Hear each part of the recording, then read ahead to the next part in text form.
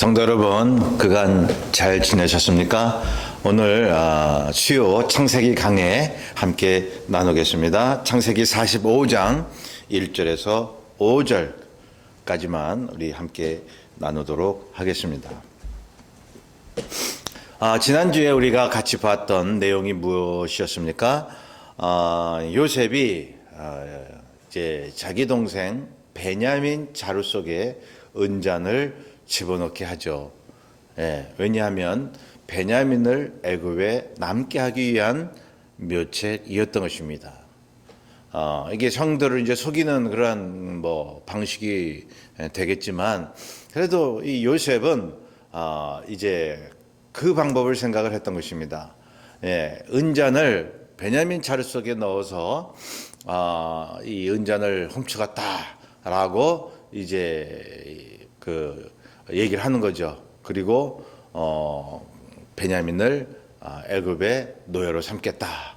이제 속으로는 베냐민을 애굽에 남게 해서 같이 살고 싶은 마음이 있었겠죠. 자, 그러면 이 이복 형들이 얼마나 기가 막혔습니까? 이제 가나안 땅으로 가는 도중에 요셉이 보낸 사람이 뒤쫓아와서 우리 주인의 은잔이 없어졌다라고 얘기를 했던 것이죠. 이복 형들은, 요셉의 형들은 우리는 그러지 않았다라고 했지만 뒤져보니까 베냐민의 자루 속에 은잔이 나왔던 것이죠. 자, 그래서 참 허탈하게 참 걱정하면서 다시 이 이복 형들과 베냐민은 요셉 앞에 서게 된 것입니다. 이제 꼼짝없이 베냐민은 요셉과 같이 있어야 됐는데요. 형들은 굉장히 기가 막혔던 거죠. 이걸 알면 이 가나안 땅에 돌아가서도 아버지 야곱의 그런 얼굴을 볼 수가 없는 거죠. 우리 아버지가 돌아가시게 생겼다. 이거 어떡하냐. 그러면서 이 유다는 베냐민을 이제 대신해서 자신이 남겠다고 했던 것이죠. 자, 이 광경을 본 요셉이 그 정을 억제하지 못하고 대성통곡한 거 아닙니까? 형들 앞에 자신을 이제 드러냅니다. 나 요셉입니다. 참 그것을 본 형들이 얼마나 참 기가 막히고 어리둥절하고, 자신들이 판 요셉이 애굽의 총리가 되어 있으니 말이죠. 이 얼마나 참 겁도 나겠습니까? 요셉이 자기들 어떻게 보복하지는 않을까 말이죠. 참 낯을 들 수가 없었을 것입니다. 4절에 보면요, 요셉이 얘기하죠. 내게로 가까이 오소서. 나는 당신들의 아우 요셉이니 당신들이 애굽의 판자라. 그리고 5절에 얘기합니다. 당신들이 나를 이곳에 팔았다고 해서 근심하지 마소서, 한탄하지 마소서. 하나님이 생명을 구원하시려고 나를 당신들보다 먼저 보내셨나이다 라고요. 여러분, 요셉의 신앙이 나오고 있습니다. 우리가 원수를 사랑하라고 주님께로부터 명을 받았습니다. 원수를 사랑하는 이유가 있습니다. 그것이 뭐냐 하면, 첫째로 주님이 명령하셨기 때문이죠. 두 번째로 원수로 인해 하나님의 사건이 이루어질 때가 많이 있기 때문입니다. 성경을 보면요, 이스라엘의 적들을 통해서 이스라엘을 깨우셨습니다. 많은 시험과 환난을 통해서 하나님만 바라보게 했습니다. 그러니 요셉은 그러한 믿음을 갖고 있는 것입니다. 형들이 자기를 팔았지만 형들이 판 것이 아니라 하나님께서 그렇게 하셨다고요. 인간의 사건을 하나님의 사건으로 해석을 한 것입니다. 이것이 믿음인 것입니다. 우리가 오늘날 이 땅에 살면서 가져야 될 믿음의 눈이 그런 것입니다. 자꾸 인간의 사건, 저 인간이 나한테 이렇게 했다라고 그렇게만 생각을 하니까 사람이 미워지는 거예요. 하나님은 온데간데 없고 자기 마음속에는 증오와 미움만이 가득한 거죠. 나를 위해서 하나님이 그렇게 하셨다, 저 사람을 통해서. 그러면 우리는 그 사람을 용서할 수가 있는 거예요. 자, 요셉이 바로 그러한 믿음의 눈을 가졌다는 것입니다. 그래서 5절에 그렇게 얘기하지 않습니까? 5절에 당신들이 나를 이곳에 팔았다고 해서 근심하지 말라, 한탄하지 말라. 예, 하나님이 하셨다는 거예요. 하나님이 생명을 구원하시려고 나를 당신들보다 먼저 이곳으로 보내셨나이다. 참 이런 신앙만 갖고 있으면요, 우리가 이 땅에서 무엇을 못하겠습니까? 성도 여러분, 우리가 주님의 뜻대로 살 수 있습니다. 그분이 힘을 주시면 원수도 사랑하고 이 땅의 모든 불행도 행복으로 우리는 느낄 수가 있습니다. 예, 여러분, 예수님이 십자가에 못 박혀 죽으셨는데 우리가 못할 것이 무엇이 있습니까? 그분이 십자가에서 죽으실 정도로 우리를 사랑하시고 우리를 택해 주셨는데 그분이 무엇을 우리에게 돕지 않으시겠습니까? 예, 그분께만 구하십시오. 그분께만 간구하시고 메어 달리십시오. 그러면 우리는 이 땅에서 어떠한 환난과 문제도 이길 수가 있는 것입니다. 하나님이 생명을 구원하시려고 그렇게 하셨다. 당신들이 한 것이 아니다. 예, 그렇게 되면요, 하나님의 사건으로 해석해서 하나님 앞에 영광 돌리고 하나님이 기뻐하시죠. 그리고 나한테 죄를 지은 사람의 그 마음의 부담도 덜어줄 수 있는 거예요. 물론 나한테 해코지한 사람, 그 사람이 죄책감을 가져야 되고 죄를 회개해야 되겠지만 그 사람이 하나님의 사건 용서하심을 경험할 수가 있는 것이죠. 우리는 그러한 일을 하기 위해서 이 땅에 사는 거예요. 자, 성경에 보면 하나님의 사건이 인간의 사건인 것 같아도 이 땅에 우연히 일어나는 일 같아도 말이죠, 하나님의 사건이었다는 것입니다. 아브라함이 갈대 우르를 떠나 가나안 땅으로 가죠.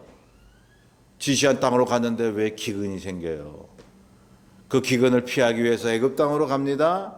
그리고 거기서 아내를 누이라 속이고 아브라함의 이 연약함이 드러나는 거죠. 다시 가나안 땅에 오게 하십니다.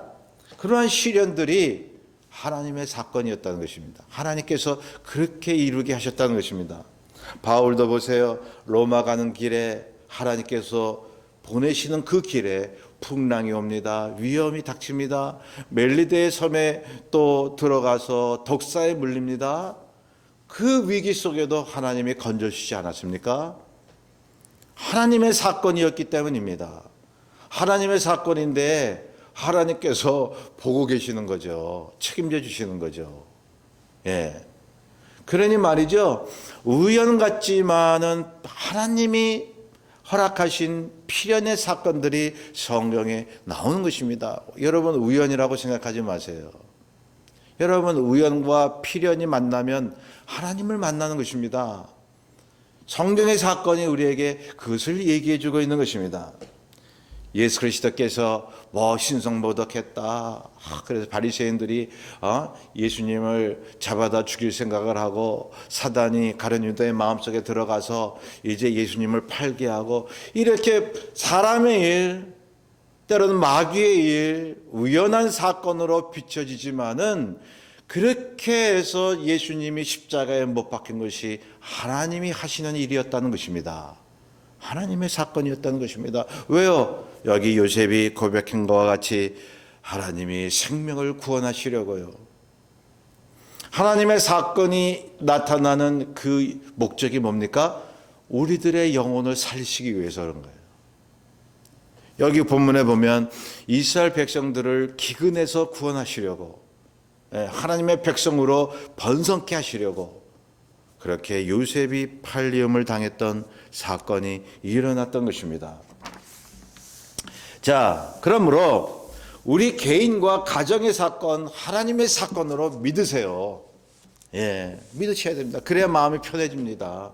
그래야 하나님 앞에 맡길 수가 있는 것입니다. 이러한 믿음의 눈으로 보면 무엇이든지 감사하고 용서할 수가 있는 것이죠. 그러니 보세요.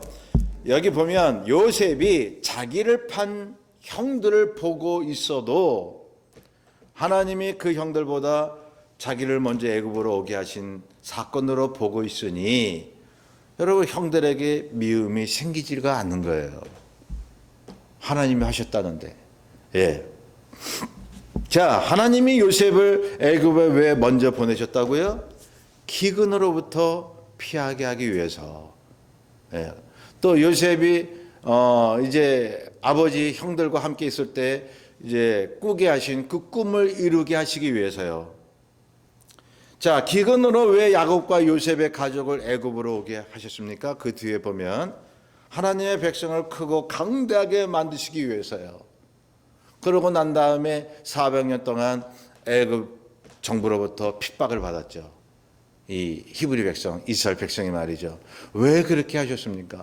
사람이 이스라엘 백성을 핍박하고 조롱하고 그리고 박해를 했어도요, 하나님의 사건이었다는 것입니다. 왜 그 핍박과 아픔이 있었습니까?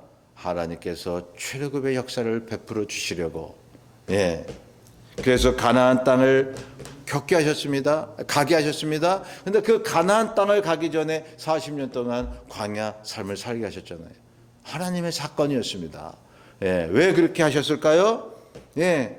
모든 하나님의 백성들이 어떻게 해야 영적인 온전한 삶을 살 수 있는지를 보여주시기 위해서 몇천 년 흐르고 예수님 시대에 이제 그 사건을 통해서 또한 오늘날까지 우리와 미래에 있을 크리스천들 하나님의 그러한 사건을 보면서 그들이 사는 시대에 하나님의 교훈을 배울 수가 있는 것입니다.